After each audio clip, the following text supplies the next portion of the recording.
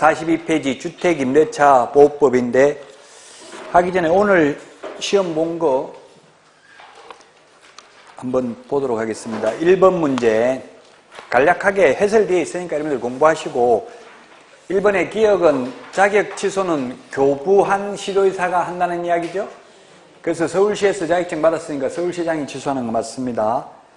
그 다음에 니은은 확인설명 위반하면 500만 원 이하의 과태료입니다. 자격증리는 소속공개사가 자격증리죠.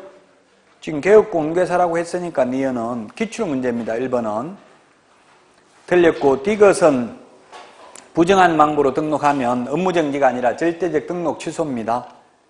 그래서 디귿 틀렸고 리얼은 자기 성명 사용하게 하는 거하고 양도대여 똑같습니다. 개업공개사가 자기 성명 사용하게 하면 등록증 양도대여하고 똑같다고요. 그래서 등록 취소하였다. 맞습니다. 미음은 강원도 춘천시에서 이게 기출문제 이렇게 나왔어요. 강원도 춘천. 그 개시험 위반은 100만 원 이하의 과태료 춘천시장 등록관청이 강원도지사 X 500만 원 X죠.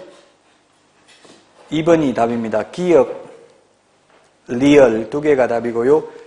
그 다음에 2번은 4번이 답인데 2건 이상이 접수되면 최초 접수 한 자만 지급하죠. 포상금. 틀렸고 3번은 답이 2번입니다.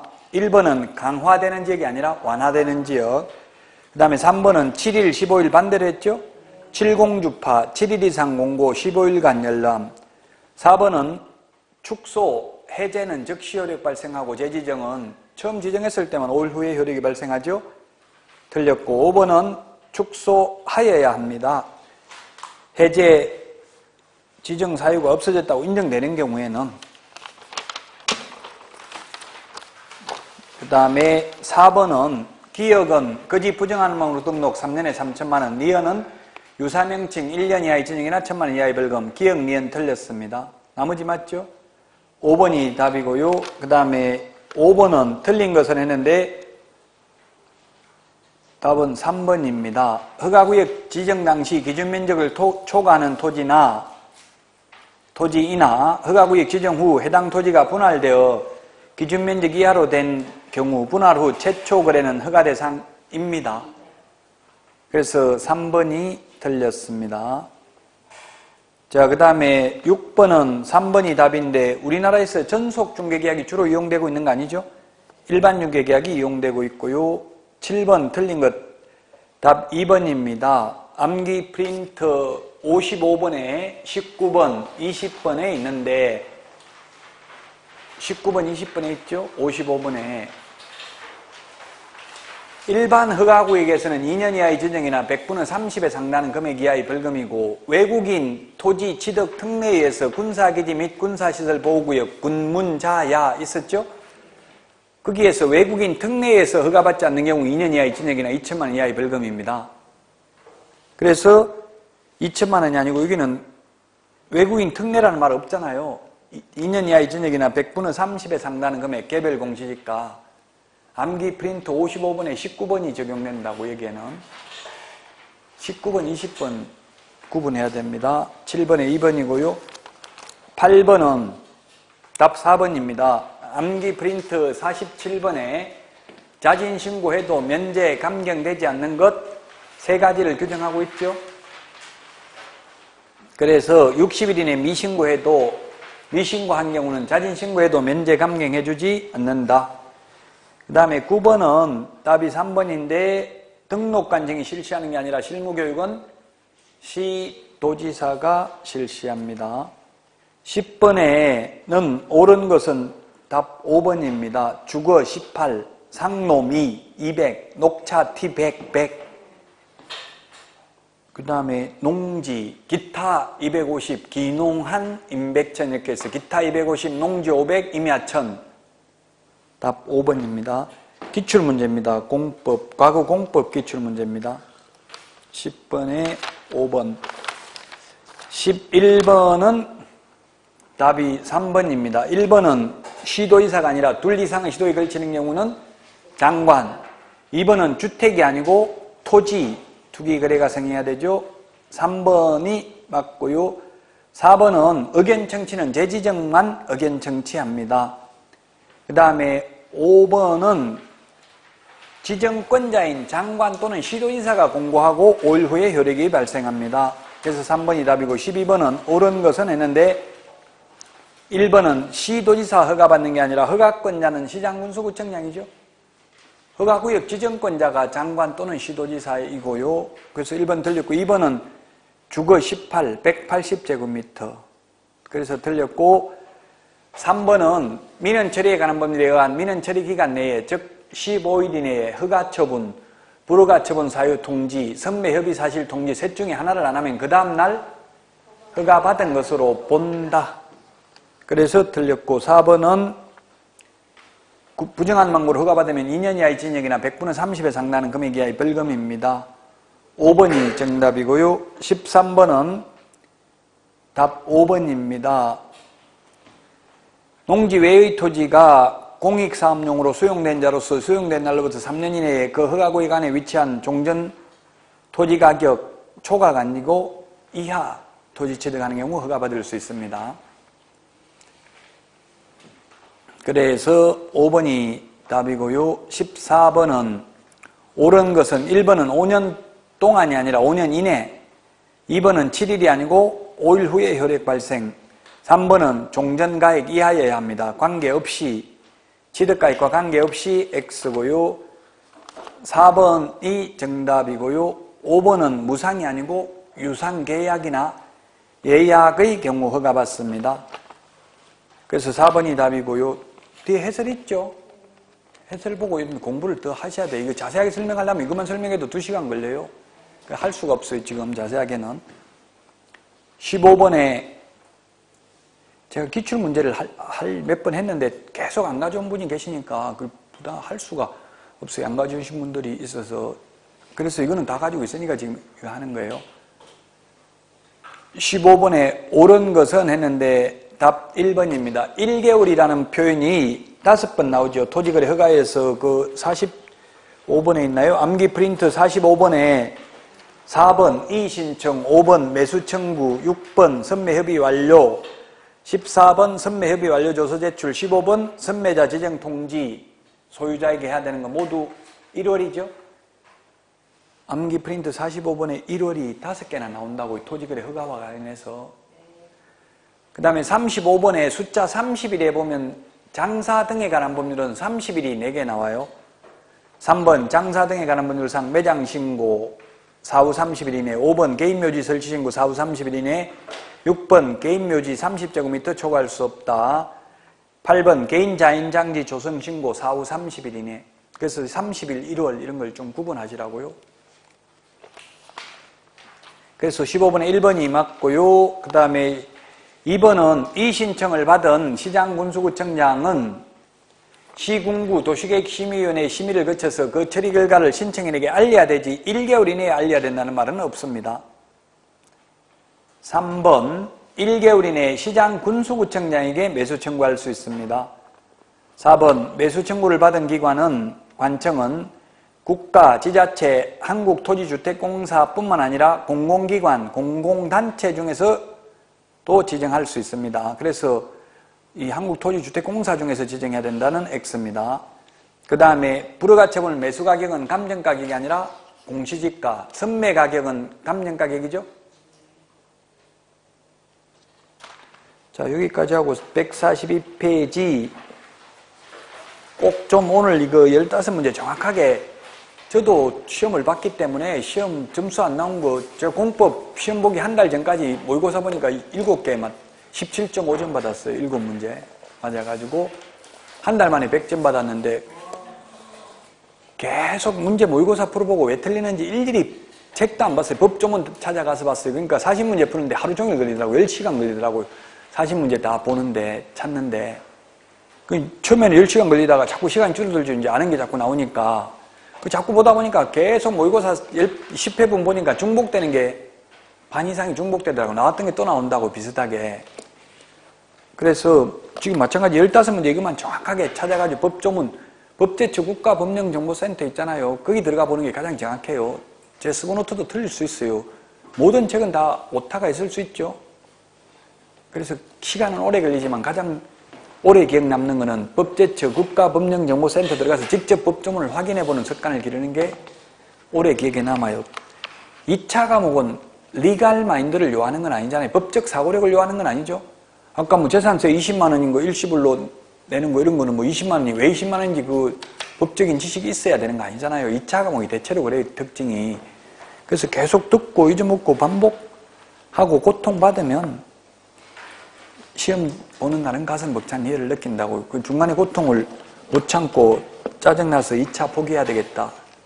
저한테 묻는 사람 많아요. 2차 공인중개사법 때문에 못하겠다. 포기해도 될까요? 묻길래 그 포기하려면 그냥 인생을 포기하고 죽어버리세요. 이렇게 했더니만 말 재수께서 다음부터는 이 강의는 안 듣겠다. 이렇게 하더라고요. 저는 그 역설적으로 포기하지 말라는 걸 말씀드린 거예요. 절대 포기하지 말라고요. 포기하는 거는 인생을 포기하는 거나 마찬가지라고요. 이것도 못 참고 뭘 더 힘든 일을 하겠어요. 나중에 현업에 나가보면 진상 손님들 만나가지고 별의별 짓 다 하는 거 많아요. 그런 사람들. 그래도 웃으면서 참고 넘겨야 돼요. 영원한 적도 영원한 친구도 없어요. 현업에 나가면 금방 2년 전이라고 막 싸우다가도 언니 물건 있어요 하고 또 전화해가지고 금방 친한 척하고 이렇게 해야 돼요. 참으시라고요. 모르는 거 있어도. 자, 142페이지 8번 주택임대차보호법입니다. 주택임대차보호법 도입 배경이 1981년도 전두환 정부 때 탄생했습니다. 상가 건물임대차 보호법은 김대중 정부 때 탄생했습니다. 시대적 배경이 다릅니다. 전두환 정부 때는 강력한 리더십이 있었어요. 지금 김정은도 리더십 있죠. 왜냐하면 독재 정부는 리더십이 있을 수밖에 없어. 말 안 들으면 가만 안 두니까. 그래서 전두환 정부 때도 이때 주택임대차보호법 대항력 인정하는 거에 대해서 최우선 면제 받는 거에 대해서 원래 법을 처음 만들 때는 공청회를 해야 돼요. 서울법대 교수가 물권법 있을 필요 뭐 있냐 이렇게 이야기했어요. 이게 이런 거 최우선 면제 다 해주면 맨 뒤에 들어온 임차인이 최고 먼저 받아가는 게 최우선 면제잖아요. 앞에 저당권, 전세권 이런 거 설정되어 있는데도 맨 뒤에 들어온 임차인이 최우선 면제 받아간다. 그래서 공청회 하면서 서울법대 교수가 그럼 물권법 있을 필요 뭐 있냐. 먼저 들어온 사람 순서대로 물건을 주는데 맨 뒤에 들어온 사람이 맨 뒤에 들어온 사람이 맨 먼저 받아가는 게 말이 되냐 이 말 했다가 저 바로 설악산 용화장성에 가서 추락사 시켰어요. 아니, 뭐 제가 본 건 아닌데 의문사 진상조사위원회에서 그렇게 발표를 했어요. 그 실족사했다. 자기 뉴스에 그때 등산가다 저 혼자 등산하다가 실족사했다고 나왔어요. 뉴스에는. 근데 옛날에 중앙정보부 뭐 안기부 이런 데서 했을 가능성이 높다고 발표가 됐다고요. 그러니까 직소리 못하고 왜 이런 말을 하냐면 그 주택임대차보호법이 좋게 만들었다는 이야기예요. 지금 상가는 지금 6억 천 넘으면 적용이 안 되잖아요. 원칙적으로. 주택은 저 서울 타워팰리스 15호 전세 15호 가더라고. 제가 10년 전에 친구 거기 살아서 가보니까 저는 그때 집 사가지고 있었거든요. 제가 10년 전만 해도 잘 살았어요. 그래서 너 얼마짜리 집 사냐 묻길래 제가 1억 5천짜리 살고 있다 그러니까 나는 전세 산다. 얼마인지 좀 물어봐 줄래 하더니 얼마인지 하니까 15억이라더라고 전세. 15억 그래도 확정일자 받으면 후순위보다 우선 면제 받죠. 상가는 15억짜리는 확정일자 받아도 우선 면제 못 받잖아요. 그 시대적 배경이 달라서 그렇다고. 주택은 옛날에 독재 정부에서 그 민주적 정통성이 없이 쿠데타 정부로 탄생했기 때문에 국민들의 환심을 사기 위해서 이런 좋은 법을 만들었다고요. 오히려 제가 전두환 전 대통령 정치할 때는 장관들 이름들 다 기억했어요. 지금도 장관 이름은 거의 기억 못하죠, 사실. 대통령 이름은 기억해도 옛날에는 장관 이름 다 알았어요. 왜냐면 그분들이 강력한 장관들이 많은 일을 했기 때문에. 예, 그래서 어쨌든 지금으로 보면 좋은 법이 탄생한 거예요. 그 당시에는 학자들은 많은 반대를 했다고. 이게 무조건 확정일자 받으면 물건하고 똑같이 채권에 물건화 경량이잖아요. 그럼 물건이 있을 필요 뭐 있냐. 이런 거 다 해줘버리려면 이렇게 반대할 수 있잖아요. 학자 입장에서 보면. 자, 결국 대항력이라는 것도 이게 물권적 효력이라고요. 채권이지만 즉 이사하고 전입신고만 하면 대항력이 생겨버리면 그 뒤에 들어온 물건이 있어도 물건보다 만약에 배당은 못 받는다 하더라도 대항력을 계속 주장하면은 돈 다 받을 때까지 안 나가고 버틸 수 있는 거죠. 그래서 강력한 그 물권적 효력이 있는 거라고 이 대항력이라는 게 제3자에게도 주장할 수 있어요. 주인이 바뀌어도 계속 2년 동안 살 수 있다고요? 근데 아까 그 상가는 300만원에서 1200만원 올려도 주인이 바뀌어버리니까 대항력이 옛날에는 없었다고 지금은 있지만 몇 년 개정된 지 얼마 안 됐거든요. 상가금융 임대차 보호법은. 주인 바뀌면 대항력이 인정되지 않았어요. 얼마 전까지만 해도 상가는. 그래서 주택은 대항력이 있기 때문에 주인이 바뀌어도 2년 동안 살 수 있다. 자, 대항력의 효력을 보면, 자, 대항력을 주택은 이사하고 전입신고하면 되고, 상가는 인도받고 사업자 등록 신청하면 되고요. 농지 같으면 인도받고 시구 원면장 확인받으면 돼요. 확인받으면 그 다음 날 대항력이 생깁니다. 농지의 경우. 자, 그래서 효력을 보면 임대인뿐만 아니라 제3자에게도 대항력을 주장할 수 있다. 즉 집주인 밖에도 바뀐 주인한테도 임차권을 주장할 수 있는 거고요. 옛날 민법에는 매매는 임대차를 깨뜨린다 이런 법명이 있었습니다. 그 다음에 매매, 경매 시 양수인에게 자신의 임차권을 주장할 수 있다. 예, 그래서 갑과 을 임대차가 있었습니다. 집주인이 집을 2년 계약했는데 1년 만에 만약에 뭐 A라는 사람한테 팔아먹으려면 이 세입자 동의 받아야 돼요? 안 받아도 돼요? 안 받아도 되죠? 그냥 팔아먹을 수 있어요. A, 양수인, 포괄적으로 양수인이라고 하죠. 뭐 상속을 받을 수도 있고 수정자가 될 수도 있고 매수인이 될 수도 있습니다. 그러면 이 어른 임차인은 누구한테 돈 받아 나가냐고요? 갑한테 돈 받아가지고 나간다. 아니면 새 주인 A한테 돈 받아가지고 나간다. 답은 대항력이 인정되니까 자연인인 경우는 A한테 돈 받아 나가고 법인은 원칙적으로 대항력이 인정되잖아요. 법인은 다만 예외적으로 법인 중에서 한국토지주택공사, 지방공사, 그 다음에 중소기업만 인정되죠. 대항력이. 그럼 원칙적으로 그냥 법인이라고 하면 인정 안 된다고 봐야 돼요. 그럼 법인은 인정이 안 되는 대기업이라면 갑한테 받아 나가야 됩니다. 근데 A한테 받아 나가야 되는데 원칙은 다만 승계되는 걸 원하지 아니할 경우는 승계된 것을 한 날로부터 상당 기간 내에 이의를 제기함으로써 승계되는 구속으로부터 벗어날 수 있는데 현실적으로 이제 구미에서 이런 일이 생겼어. 이게 안 그래도 지금 전세가 많이 떨어졌을 거 아니에요. 지금 이제 집값이 내려가니까 나가고 싶은데 팔아먹었다고 하니까 잘됐다 싶어서 바로 나는 그럼 해지하겠다. 집 팔면 이렇게 했는데도 불구하고 그냥 돈 안 내주는 거예요. 그 매수인은 나는 들은 적 없다 이렇게 이야기하는 거예요. 그러면 이 사람은 또 다른 데 얻으려고 이미 계약금 끌어놨는데 골치 아픈 거예요. 일단은. 자, 어쨌든 그래서 원칙적으로는 이제 승계된다. 양수인에게도 즉 매수인한테도 승계가 된다. 효력 발생은 대항 요건을 갖춘 다음날 오전 0시다. 한계는 선순위 담보물권자 등에게는 대항력을 주장할 수 없다. 이 말은 뭐냐면 동그라미 3번 경매 넘어갔을 때는 경매에서는 선순위 담보물권자에게는 대항할 수 없다. 그 선순위 건저당이 있으면 후순위 세입자는 방 빼줘야 된다는 이야기죠. 경매 넘어가면. 경매가 아니고 일반 매매에서는 대항력을 주장할 수 있지만 경매에서는 선순위 담보물권자에게는 대항할 수 없습니다. 그 다음에 동그라미 5번 유효한 공시방법을 갖추지 못하면 대항력 주장이 불가능하다. 예를 들면 전입신고를 잘못한 경우 다세대는 동호수까지 적어야 된다. 단독주택은 단다, 다공, 단독, 다중, 다가구, 공관, 건축법에 공동주택은 아연, 다기, 아파트, 연립, 다세대, 기숙사. 시험에는 이 다자 돌림인 다세대하고 다가구가 시험에 많이 나왔습니다. 다가구는 단독주택이니까 동호수 안 적어도 되죠. 다가구가 중개사고 가장 많이 나는 곳이에요. 세입자 여러 명 있단 말이에요. 집주인은 한 명인데 그러다 보니까 세입자 전부 전세로 받아버리고 대출까지 받아버리면 깡통주택이 되는 거예요. 집값보다 더 많이 되는 거예요. 융자합 최대한 빼버리고 거기 세입자들한테 뭐라고 하냐면 다른 사람 다 월세고 너만 전세다 이렇게 해가지고 전세를 다 받아버리면 나중에 후순위 세입자는 배당 못 받겠죠. 경매 넘어가면. 그게 사고 가장 많이 난다고. 그러면 개업공개에서 손해배상해야 된다. 단다, 다공, 아연, 다기. 즉 공동주택은 동호수까지 기재해야 된다.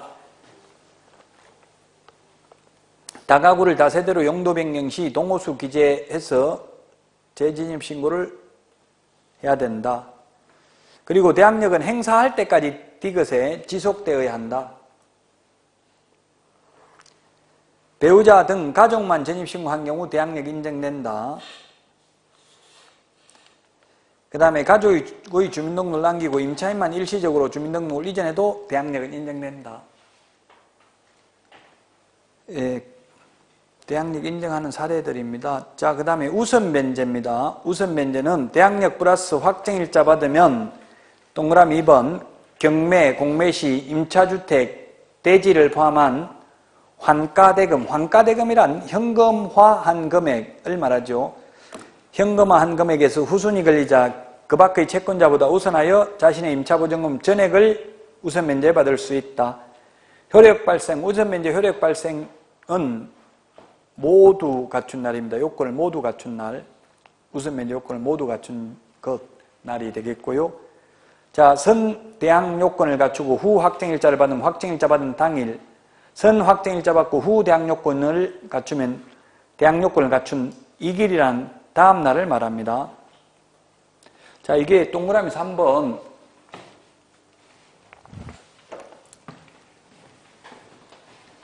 자, 최우선 변제가 있고, 최우선 변제가 있고, 그 다음에 우선 변제가 있습니다. 법조문에는 최라는 말은 없죠? 학자들이 주장하는 거예요. 이걸 법조문에 뭐라고 했냐면 다른 담보물권자보다 우선 면제, 소액 임차인 우선 면제, 최우선 면제 다 같은 말이라고요. 법에는 최라는 말은 없어요. 그냥 다른 담보물권자보다 우선 면제 이렇게 돼 있어요. 우선 면제는 후순위보다 전액을 우선 면제입니다. 최우선 면제는 최고 먼저 주는 대신에 전부 다 최고 우선 면제가 아니라 일정 금액 이하인 경우 보증금이 일정 금액만 최우선 면제입니다. 최우선 면제를 받으려면 대항력만 갖추면 됩니다. 대항력은 주택의 인도, 이사입니다. 주민등록, 전입신고입니다. 이걸 한 다음날, 이 길이라고 표현했는데 법조문에는 다음날이라고 되어 있습니다. 다음날이라고 되어 있는데 판례는 구체적으로 본다면 오전 0시라고 되어 있습니다. 오전 0시라는 말이 법조문에는 안 나오죠. 판례고요. 그 다음에 우선 면제는 대항력 플러스 확정일자까지 받아야 됩니다. 주민등록 대신에 상가인 경우는 사업자 등록 신청입니다. 사업자 등록증 교부가 아니라 사업자 등록 신청하면 됩니다. 그 다음에 확정일자까지 받으면 확정일자 받은 당일입니다. 자, 그래서 1일날 이사하고 2일날 전입신고했으면 3일날 오전 0시에 대항력이 생기고 1일날 이사하고 2일날 주민등록 전입신고하고 3일날 확정일자 받았다면 3일날 우선면제 효력이 생긴다. 근데 반대로 3일날 이사하고 2일날 전입신고하고 1일날 확정일자 받았고 근저당은 3일입니다. 누가 먼저 배당받냐고요? 근저당권자가 3일이고 확정일자는 1일인데 이 둘 중에서 누가 먼저 배당받냐고요? 이사는 3일날 했고 전입신고는 2일날 했다고요? 이게 누가 먼저 배당받냐면 3일날 이사하고 주민등록 전입신고 2일날 하고 확정일자 1일날 받고 근저당은 3일이고요. 그럼 이 3일 근저당권자와 1일 확정일자 임차인 중에서 누가 배당 먼저 받냐고요? 같다 X. 확정일자 X. 근저당이 먼저 받습니다. 근저당은 3일. 확정일자는 확정일자 받은 당일인데 단 대항력을 두 가지를 다 갖춘 다음날 오전 0시니까 4일날 오전 0시에 대항력이 생기죠. 그래서 이게 근저당이 먼저고요. 만약에 근저당이 4일이면 같은 4일이라도 이거는 4일날 오전 0시니까 임차인이 먼저 배당받겠죠. 지금 점 두 군데 점 찍어놓은 거 그게 동그라미 3번에 선 확정일자인 후 대항요건이면 대항요건을 갖춘 다음 날 발생한다고 되어 있잖아요. 우선면제 효력이. 이해돼요?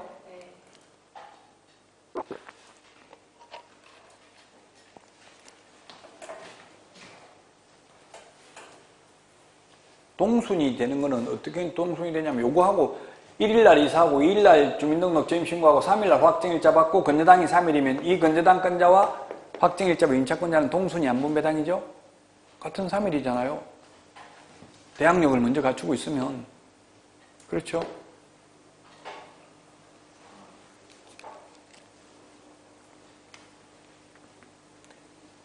민법에서도 민사특별법이 최고 중요하죠. 맨 뒤에 있는 게 최고 쉽잖아요. 민사특별법이 민법 중에서. 거의 5문제, 6문제 나오죠. 6문제. 민사특별법 6문제는 거의 다 맞춰야 돼요. 가장 어려운 게 총칙. 무슨 과목이든지 앞에가 최고 어려워요. 모든 과목이 다.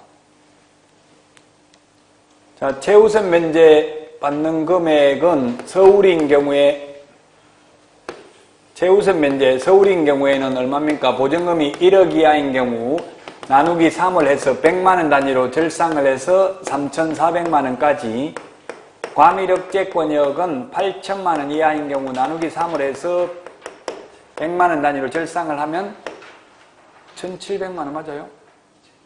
1,700이 아니고 2,700 나누기 하면, 그 다음에 과밀억제권역, 이 수도권 과밀억제권역을 말합니다. 서울, 경기도 14개 시하고 인천광역시 일부가 해당됩니다. 그 다음에 광역시는 6천만원 이하인 경우 나누기 3을 해서 2천만원까지, 그 다음에 기타 지역은 보증금이 5천만원 이하인 경우 나누기 3을 해서 1,700만원까지 최우선 면제 받습니다. 그럼 인천광역시의 경우는 혹시 인천에 가서 중개업을 하려면 인천은 과밀억제권역이고요. 또 과밀억제권역이 아닌 송도, 신도시라든지 금단지구, 청라지구 이런 데는 그냥 광역시예요. 또 옹진군, 강화군은 기타 지역에 해당돼요. 인천은 이 세 군데에 해당될 수 있어요. 토지거래 허가구역이 인천시 강화군, 옹진군이면 옹진군, 강화군에 거주를 해야 됩니다. 자, 최우선 면제는 이만큼밖에 못 받는다고요. 서울에서 1억 넘어가면 한 푼도 최우선 면제 못 받아요. 서울에 1억 이하짜리 전세가 있을까요? 없을까요? 엄청나게 많아요. 엄청나게 많아요. 서울이 가장 극과 극이에요. 가장 못 사는 사람도 서울에 살고 가장 잘 사는 사람도 서울에 살아요. 없다고요. 없으면 서울 가면 한번 찾아가 보세요. 제가 알려드릴게요. 어디 있는지. 남구로역에 내려가지고 남구로역 바로 옆에는 가산 디지털역이고 구로 디지털역이고 그래요. 바로 옆에 높은 빌딩인데 옆에 또 보면은 거의 40년 전에 지은 집 방공호 있는 집이 있어요. 예, 전세 1,000만원, 2,000만원짜리 많더라고요. 여기 가보니까. 월세 20만원, 30만원짜리 많아요. 남구로역에 가보면 삶이 힘들면 한번 가보시라고요.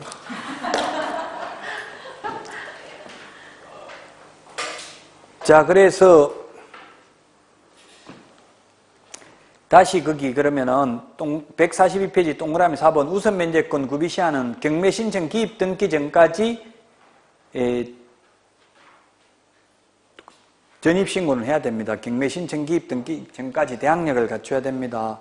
확정일자는 등기 후에 경매 신청 기입 등기 후에 해도 상관없어. 왜냐하면 확정일자 받으면 우선 면제는 자기보다 후순위보다 우선 면제 받는 거잖아요. 그래서 확정일자를 나중에 받아도 되지만 대항력은 경매 신청 기입 등기 전까지 갖춰야 된다고요. 배당 요구의 시기 및 종기인데 경매 개시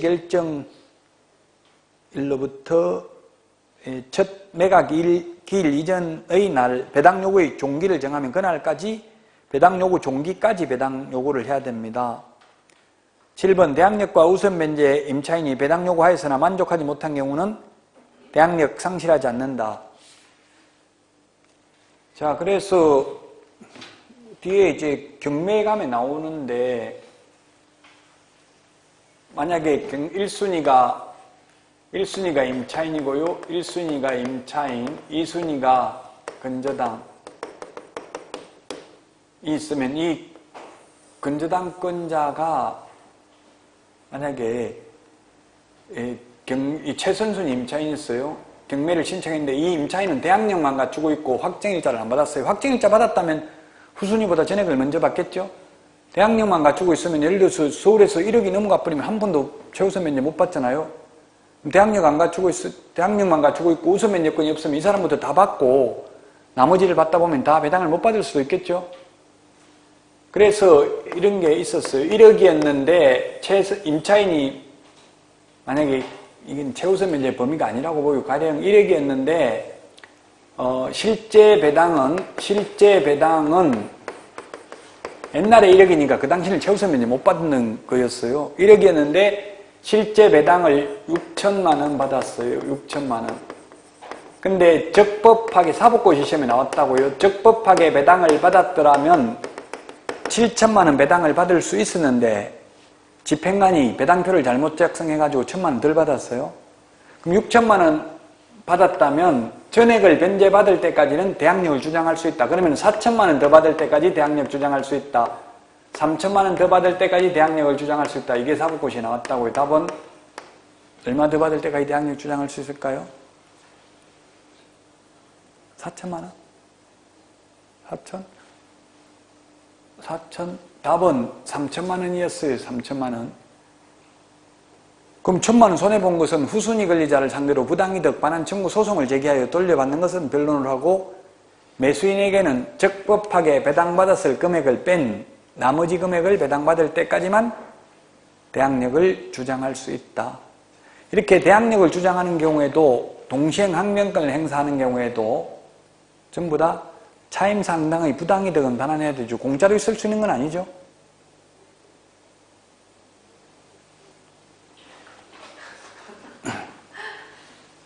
공짜로 있는 건 아니잖아요. 그러면 예를 들면 낙찰받은 사람은 이미 6천만 원을 배당받았잖아요. 그럼 6천만 원에 상당하는 그 월세로 환산해가지고 월세로 이거는 배당받아갔으니까 돈 내라 할 수 있다고요. 그 살고 있었으면 6천만 원 상당을 받아간 돈을 월세로 환산하는 방법도 있잖아요.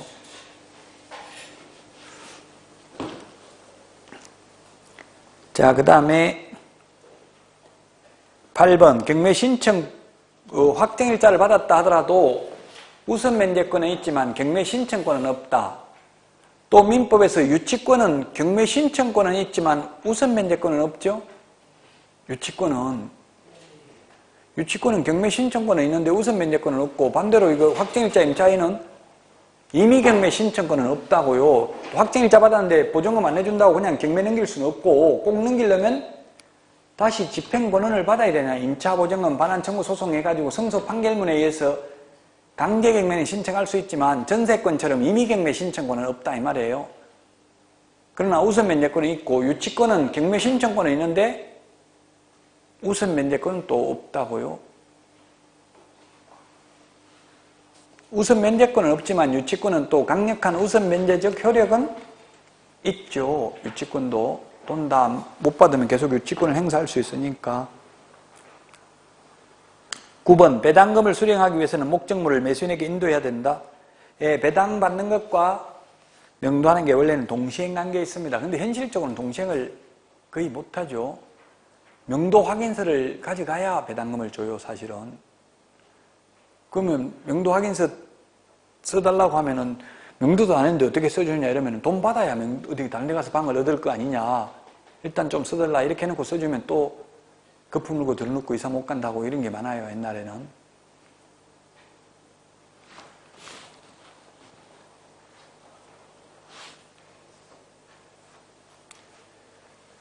확정일자 143페이지 메뉴에 확정일자는 동사무소에서도 받아도 되고 등기소, 등기과 공정인 사무소에서 받아도 됩니다. 요즘은 이 확정일자 신청하러 가니까 신청하러 가는 사람 신분증도 달라고 하고요. 또 주소 같은 거 틀리고 이러면 확정일자 도장 안 찍어주더라고요. 양가로 3번 최우선 면제입니다. 최우선 면제는 방가로 1번 주택가격의 2분의 1 범위 내에서 상가도 다 2분의 1 범위 내에서만 최우선 면제 받죠. 예를 들면 2분의 1이라는 게 뭐냐면 광역시에 만약에 대구 광역시에 2천만 원짜리 다가구 주택에 세입자가 20명이면 얼마예요? 이거 4억이죠? 4억인데 4억, 세입자 최우선 면제 받을 금액이 4억에 20명이어가지고 4억인데 이게 경매로 이 건물이 경매에 극단적으로 4억의 경매에 낙찰됐다 넘어갔다 한다면 최우선 면제 다 해주고 나면 경매 신청한 사람 받아갈 게 아무것도 없잖아요. 그럼 2분의 1 떼준다고 2억 떼주고 나머지 2억만 가지고 2분의 1만 가지고 최우선 면제 한다고요. 주택 상가 다 마찬가지예요. 옛날에는 상가는 3분의 1이었는데 지금은 상가도 2분의 1 범위 내에서만 최우선 면제 받습니다. 그게 지금 칠판에 적어 놓은 거고요. 동그라미 3번 광역시가 아니면서도 광역시에 준하는 보호를 받는 게 안산시, 용인시, 김포시, 광주시, 세종시입니다.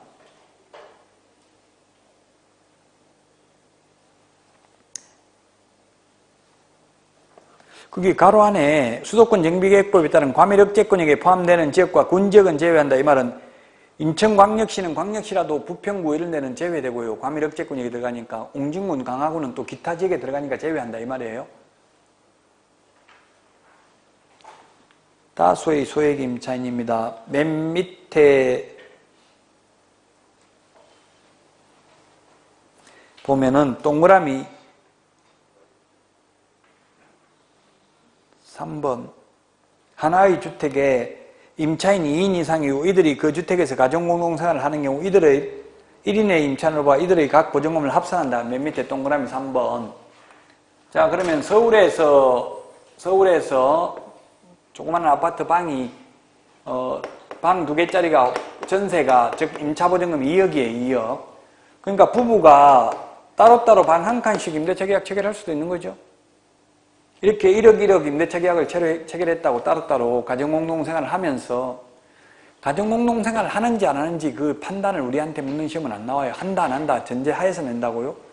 가정공동생활을 한다고 하면 독립된 주방시설, 세면시설이 없는 경우는 가정공동생활을 한다고 봐야 되고 부엌 딸린 방, 따로따로 방 하나에 부엌이 있고 이렇게 따로따로 있는 경우도 있죠.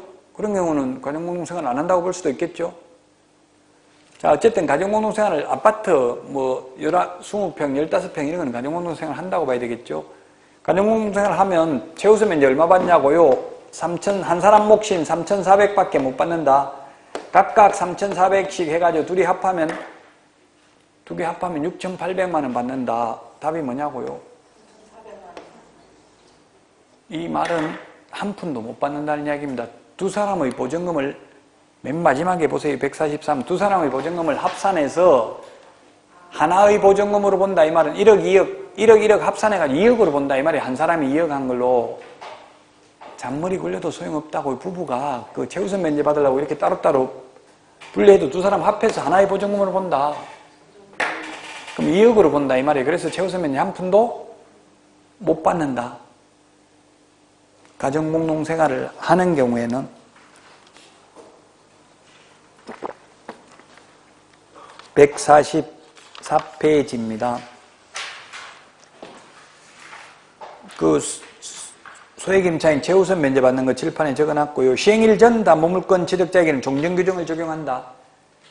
지금 세입자가 들어갔다 하더라도 서울에서 1억에 들어갔다고 해도 최우선 면제 못 받을 수도 있어요. 왜냐하면 이게 적용일자가 언제 2016년 3월 31일부터 적용됐기 때문에 2016년 3월 29일 날 건저당 설정 등기가 되어 있다면 지금 1억에 들어가더라도 최우선 면제 한 푼도 못 받는다 이 말이에요.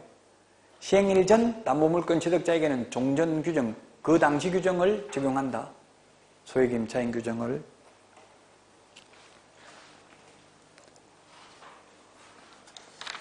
자, 그 다음에 임차권 등기 명령입니다. 양가로 4번 임차권 등기 명령. 임차권 등기 명령은 주택이든 상가든 모두 똑같습니다. 효력을 보니까 기억, 임차권 등기 명령의 집행에 의한 임차권 등기가 격려되면 등기와 동시에 대항력 및 우선 면제권을 취득한다. 이미 취득한 대항력 및 우선 면제권은 상실하지 아니하며 임차권 등기 이후에는 대항력권을 갖추지 않더라도 임차인이 가졌던 대항력과 우선 면제권을 상실하지 않는다. 민법 621조 규정에 의한 임차권 등기도 대항력 우선 면제권을 인정한다. 민법 621조에 의한 임차권 등기를 우리는 임차권 설정 등기라고 하고요.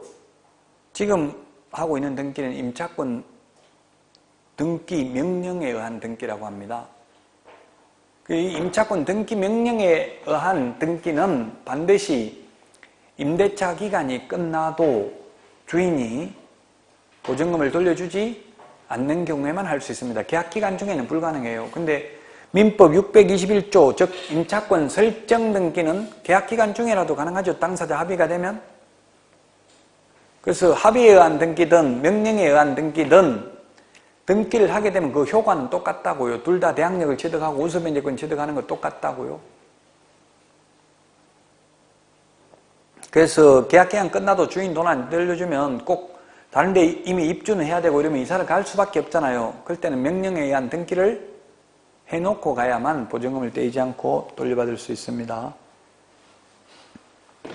동그라미 3번 임차권 등기 경료 후 임차한 임차인의 최우선 면제권은 인정되지 않는다. 예, 그렇습니다. 이게 만약에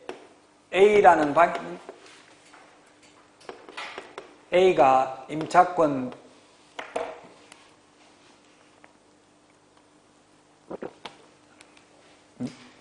등기를 해놓고 A가 방 빼고 나갔어요. 비어있다 하더라도 이게 등기부 떼보면 등기상 증명서 떼보면 등기가 돼 있잖아요. 그 알고 들어온 새로운 세입자, 이 방에 새로운 들어온 세입자가 있다면 이 사람은 최우선 면제 안 된다고요. 방 한 칸에 2명을 최우선 면제 해줄 수 없잖아요. 이미 등기해놓고 방 빼고 나간 사람이 최우선 면제 인정되잖아요. 뒤에 들어온 사람은 최우선 면제를 못 받는다고요. 그러나 이 뒤에 들어온 세입자 값도 자기보다 후순위보다 우선 면제는 받을 수 있죠. 최우선 면제는 받을 수 없고요. 방 한 칸에 2명을 최우선 면제 해줄 수는 없으니까.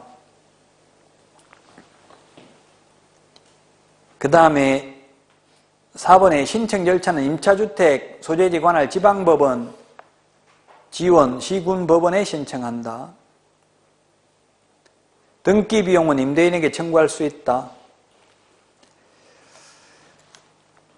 그 다음에 이게 동시행이 아니라 선의행이죠. 선의행. 즉 임차권 등기 말소하는 것, 말소해주는 것과 보증금 돌려받는 것 동시행이 아니라 임차보증금부터 돌려주고 임차권 등기 명령에 의한 등기 말소해달라고 할 수 있습니다. 돈부터 돌려줘야 됩니다. 판례에 의하면. 그 다음에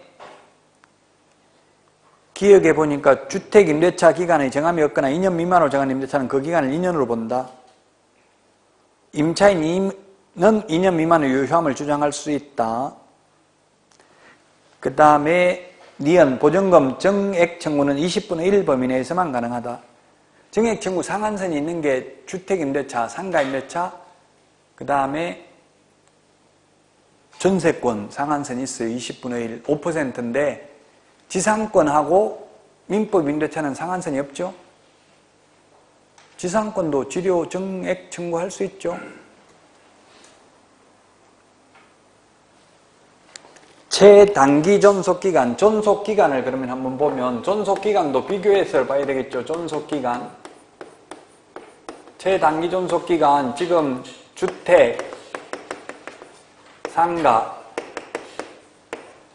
민법 임대차,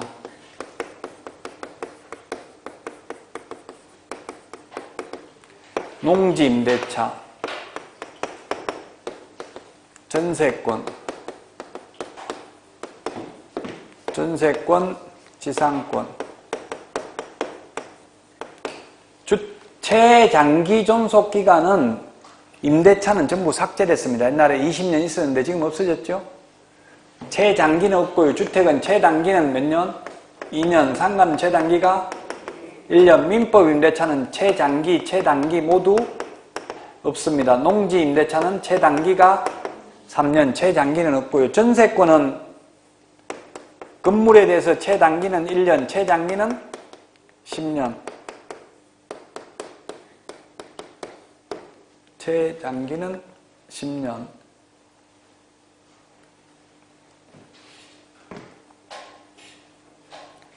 지상권은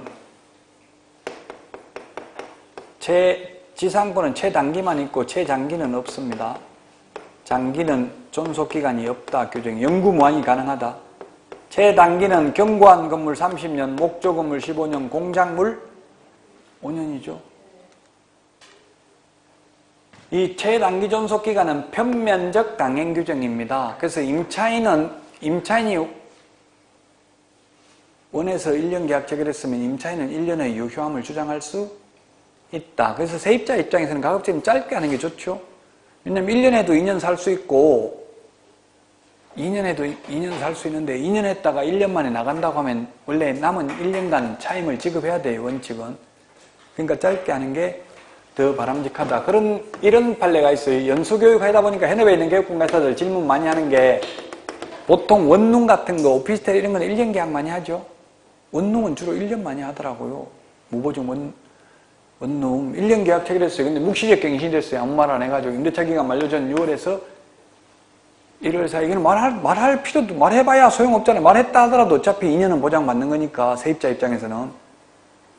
그래서 묵시적 갱신이 됐어요. 아무 말 안 했어요. 1년 계약 기간 끝날 때까지. 그러면 묵시적 갱신이 됐으면 여기서부터 2년이 보장된다. 아니 처음 계약했을 때부터 2년까지만 보장된다. 답이 뭐냐고 이게. 1년 계약 체결해가지고 이 법에는 없어요. 판례는 있어요. 언제부터 2년? 처음 계약해서부터 2년 아니면 묵시적 갱신된 날부터 2년. 그럼 처음부터는 3년이잖아요. 처음부터 3년 아니면 처음부터 2년. 답은? 예? 처음부터 2년. 예. 처음부터 2년이에요. 그래서 이렇게 묵시적 갱신이 됐다 하더라도 주인 입장에서 보면 2년이 끝나기 6개월 전부터 1개월 전까지 사이에 갱신거절 통지함으로써 내보낼 수 있다는 이야기예요. 판례가. 1년 이때부터 묵시적 갱신대가 또 2년 보장받는 게 원래 묵시적 갱신대도 또 2년 보장해줘야 되죠. 그럼 2년이 끝날 때까지 아무 말 안 하면 이때 묵시적 갱신되면 이제 이때부터 2년은 보장되는 거예요. 자, 그 다음에 거기에 정감 청구 정감 청구하고 월차임 전환율이 있는데 정감 청구는 정액 청구는 20분의 1 범위 내에서만 가능하다. 145페이지 거기에 묵시적 갱신, 법정 갱신, 민법하고 주택임대차보호법하고 비교를 해놨습니다.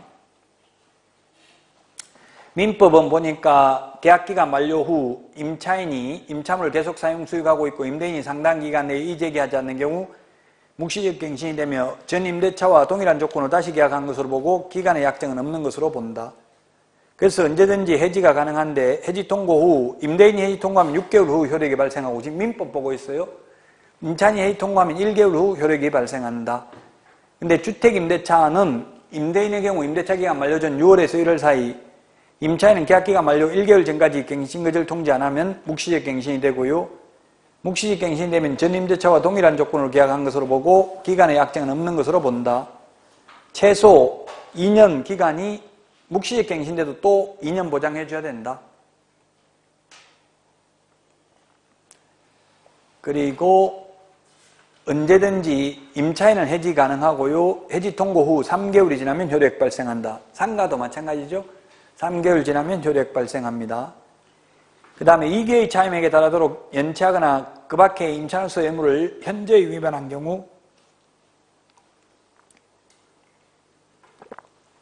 묵시적 갱신, 법정 갱신이 인정되지 않는다. 2기, 3기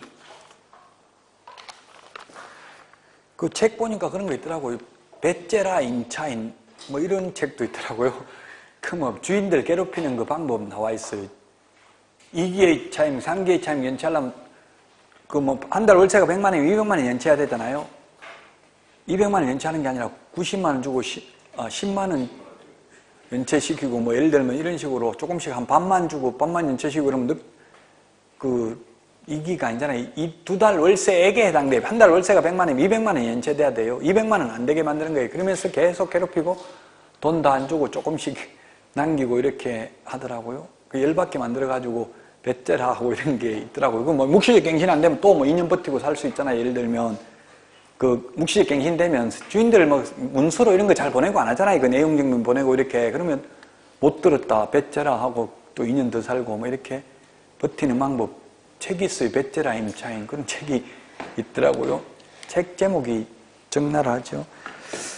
자, 2기, 3기가 그래서 어디에 있나요? 우리 책에 우리 지금 암기 프린트에 2기, 3기가 정리가 되어 있는데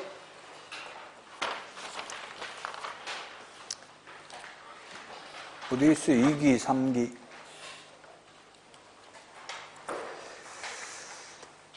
2기, 3기가 30번에 있죠. 암기 프린트 30번에.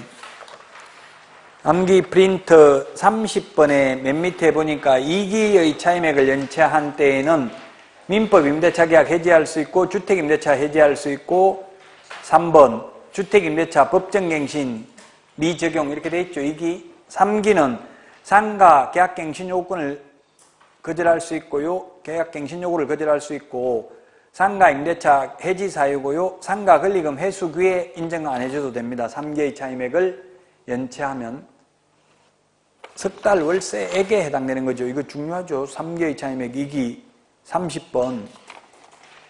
비슷비슷한 걸 자꾸 비교해야 된다고 이제 갈수록 비슷비슷한 내용을. 자, 그 다음에 양가로 5번 주택임대차위원회입니다. 주택임대차위원회는 법무부에 둔다. 공인중개사 정책심의위원회는 둘 수 있다. 공제운영위원회 둔다.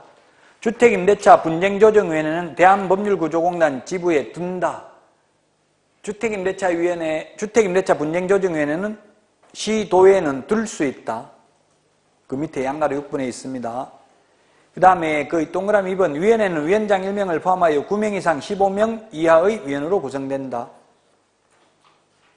위원회 위원장은 법무부 차관이 됩니다.